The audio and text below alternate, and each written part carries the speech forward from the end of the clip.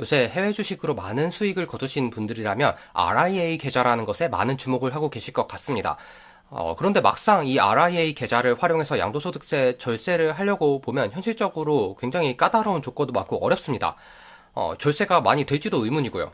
그래서 오늘은 이 극한의 효율로 RIA 계좌를 활용해서 절세를 하는 전략에 대해서 말씀드려 보려고 합니다.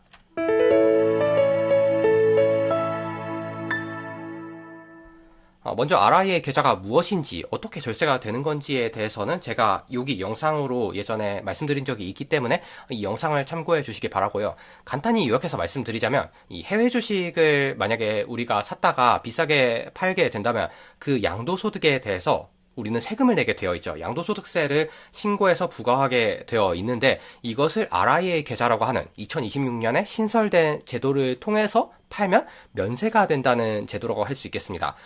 단 여기 5천만 원 한도로 이제 주식을 넣을 수가 있고요. 여기 주식을 넣어서 판 부분에 대해서는 면세가 되는 건 맞습니다만 5월까지는 전액 면세인데 6월부터는 부분 면세가 돼서 일부는 세금을 내야 합니다. 그런데 이 RIA 활용할 때 굉장히 주의점이 많거든요. 그 중에서 가장 주의해야 되는 세 가지만 가져왔습니다. 일단 첫 번째는 지난 영상에서 미처 말씀드리지 못한 주의점인데 대체 출고는 한국 시각으로 장중 시간에만 가능합니다. 물론 공휴일이나 주말에는 안 되고요. 그렇기 때문에 예를 들어 미국 주식 같은 경우에는 우리가 밤에 사고 팔잖아요. 그래서 밤에 우리가 어떤 특정 주식을 내가 수익이 많이 난 주식을 팔아서 양도소득세 면세를 받아야겠다라는 생각을 하면은 대체 출고가 안 되어 있기 때문에 실질적으로는 그날에 거래를 할 수 없다는 뜻이 됩니다. 그렇기 때문에 우리가 수익이 많이 난 종목 같은 경우에는 미리 매도 후보로서 RIA 계좌에 평일에 넣어 두실 필요가 있겠죠. 그리고 두 번째로 RIA 계좌에다가 돈을 넣으면 1년 동안 돈을 못 뺀다는 주의점이 있습니다. 이 1년이라는 게 어떤 기준이냐면 RIA 계좌에서 마지막으로 해외 주식을 매도한 날짜를 말하거든요. 그렇기 때문에 예를 들어 5월에 마지막으로 매도를 했다. 그럼 내년 5월까지는 돈을 못 빼는 거죠. 그렇기 때문에 실질적으로는 1년보다 좀 더 되는 기간 동안 돈을 못 뺀다는 점을 말씀드리고 싶고요. 그리고 마지막으로 다른 계좌로 해외 주식을 순매수했을 시에 혜택이 차감된다는 주의점이 있습니다. 이건 무슨 말이냐면 예를 들어 이런 거죠. 내가 애플로 수익을 많이 봤다. 그래서 RIA 계좌를 통해서 애플을 팔고 그대로 다른 계좌를 통해서 애플을 사면 나는 아무것도 안 한 거나 마찬가지인데 세금 혜택만 받겠네? 라는 꼼수를 방지하기 위해서 어떻게 한 거냐면 다른 계좌로 해외 주식을 매수했을 경우에는 그만큼 이제 절세 혜택에서 차감을 시켜버리겠다라는 것이죠. 그런데 문제는 꼭 그런 야비한 짓이 아니더라도 솔직히 2026년 1년 동안 괜찮은 해외 주식을 하나도 발견을 못할 리가 없잖아요. 그렇다면 괜찮은 주식이 나올 때마다 우리는 세금 걱정하면서 그것을 못 사거나 아니면은 RIA로 혜택 받은 거 다 토해내야 되는 것이냐 라는 문제가 생깁니다. 그렇기 때문에 우리는 이것을 활용해서 절세를 최대한 할 수 있는 우회로를 찾아야 된다는 것이죠. 그런데 제가 찾아보니까 실제로 우회로가 있습니다. 바로 복귀 가중치를 활용한 것인데요. 여기부터는 세금이 늘 그렇듯이 굉장히 복잡하고 어렵습니다. 제가 굉장히 쉽게 설명하려고 노력을 하겠지만 아무리 쉽게 설명하려고 해도 근본적으로 어려운 게 쉬워지지는 않잖아요. 그렇기 때문에 어렵더라도 집중해서 들어주시면 이건 우리의 돈이 걸린 문제이잖아요. 그러면 굉장히 유익한 정보가 되실 수 있을 것으로 확신합니다. 참고로 이 복귀가중치에 대한 내용은 블로그 같은 데서도 확인하실 수가 있는데요. 그 내용을 우리가 신뢰를 할 수가 있어야죠. 그래서 제가 직접 법 조문을 확인을 해봤습니다. 그래서 내린 결론은 뭐냐면 이 RIA 이외의 계좌로 해외 주식을 매도를 했을 때 5월까지는 100% 적용이 되는데 그 이후에 만약에 매도를 하면은 기간별로 가중치를 곱해서 계산하겠다라는 것이 핵심입니다. 예를 들어 우리가 12월에 만약에 애플 주식을 샀다 하면은 1,000만 원을 사도 500만 원만 산 것 같은 효과가 난다는 것이죠. 가중치 자체는 절세 혜택 비율과 동일합니다. 6월부터는 80%, 8월부터는 50%. 그런데 이걸 이용해서 어떻게 우회를 할 수 있느냐? 사례를 통해서 한번 말씀드려 보겠습니다.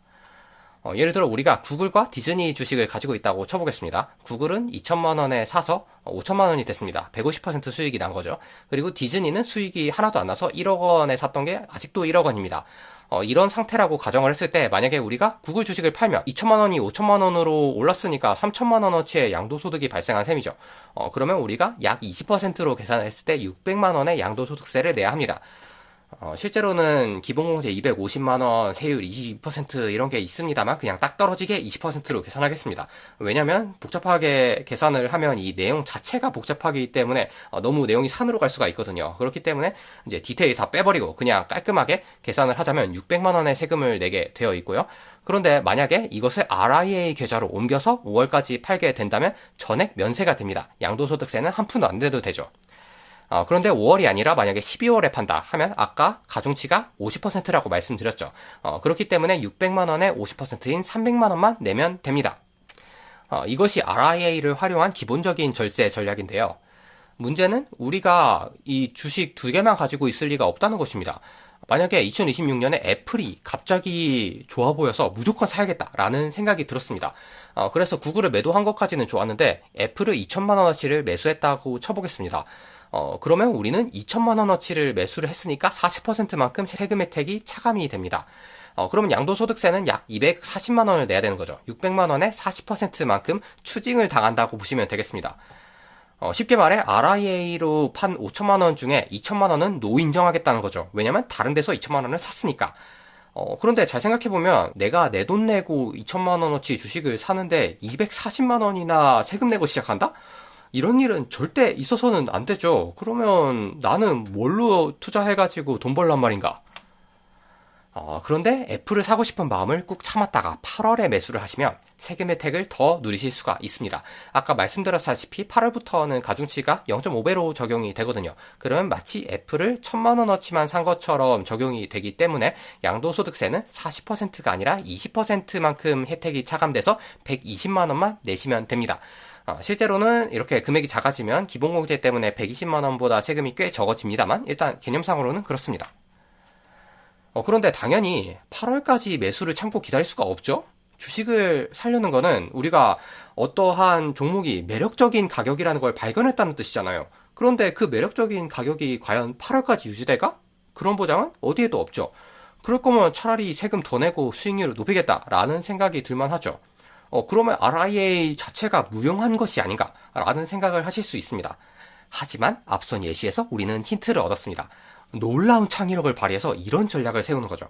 지금 나에게 본전치기 중인 디즈니 주식이 있는데 이거를 5월 말에 팔았다가 6월 초에 다시 매수를 하면 어떻게 될까?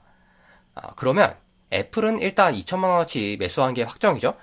그런데 디즈니를 5월에 매도했으니까 1억 원만큼 매도한 셈이 됩니다. 거기에 6월에 1억 원어치의 디즈니를 매수를 했다면 6월 가중치가 0.8배잖아요. 그러면 마치 8천만 원만 매수한 것 같은 효과가 납니다. 그러면 총 순매수액을 계산해보면 다 더했을 때 0원이 되는 것이죠. 따라서 우리는 절세 혜택을 하나도 놓치지 않고 받을 수가 있고요. 양도소득세는 0원이 됩니다.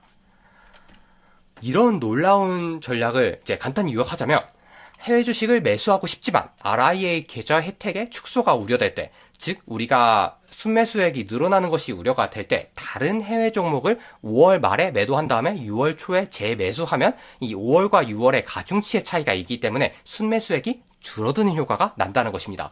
같은 식으로 7월 말에 팔고 8월 초에 사도 되고 12월 말에 팔고 1월 초에 사는 것도 순매수액을 줄이는 좋은 전략이겠죠. 그런데 현실적인 문제가 있습니다. 뭐냐면 지금 이미 5월이 됐는데 이때까지 해외 주식을 하나도 안 사고 팔았을 리가 없잖아요. 그렇다면 내가 이 계좌에서 해외 주식을 얼마나 순매수했는지 모르겠는데? 라는 문제가 있는데요. 이것은 여러분이 RIA를 개설하신 증권사가 있겠죠? 그 증권사 앱에 들어가시면 확인하실 수 있습니다. 저 같은 경우에는 미래에셋증권의 RIA 계좌를 개설했기 때문에 이 RIA 혜택 받기라는 메뉴가 있거든요. 그럼 여기 들어가시면 공제 비율 반영 순매수 금액이라는 것이 있습니다. 그것이 만약에 양수로 나와 있으면 그만큼 우리는 세금 혜택을 덜 받게 된다는 뜻이 됩니다. 따라서 우리는 이것을 0 이하로 만드는 것이 중요하겠죠. 아니면 최소한 굉장히 작은 금액으로 만들어 놓거나요.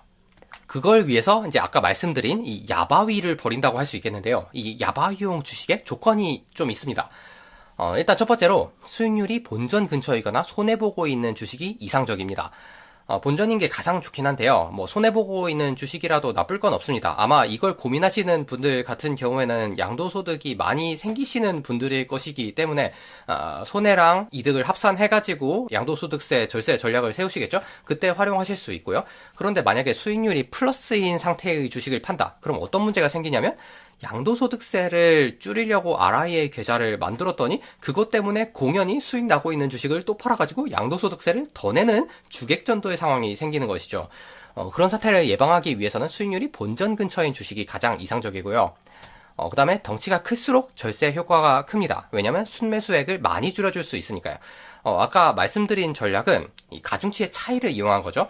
예를 들어 5월 말에는 가중치가 100%, 6월 초에는 가중치가 80%이기 때문에 20%의 가중치 차이를 이용하는 것인데 이 20%라는 게 사실 그렇게 큰 차이가 아니잖아요. 그렇기 때문에 나의 포트폴리오상 주식의 덩치가 큰 것이 좋습니다.